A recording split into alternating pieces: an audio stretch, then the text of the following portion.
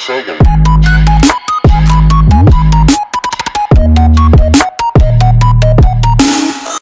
σας φίλοι και φίλες του YouTube.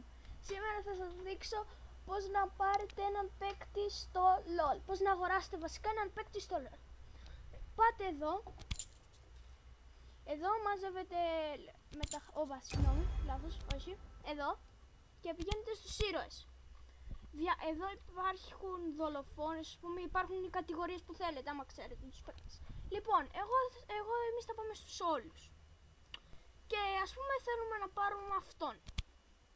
Πατάμε ξεκλείδωμα και πατάμε εδώ στο ξεκλείδωμα. Αλλά εγώ επειδή δεν έχω εδώ τα χρήματα, δεν μπορώ να τον πάρω αυτόν. Οπότε ναι, άρα αυτό που σας είπα χρειάζεται να κάνετε. Και ναι, αυτό ήταν μικρό το βίντεο για σήμερα.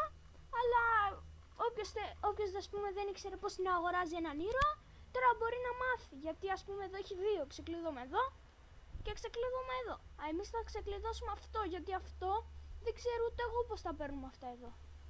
Να σου πω, γιατί δεν έχω παίξει πολύ LOL, απλά ξέρω πώς αγοράζουμε παίκτες.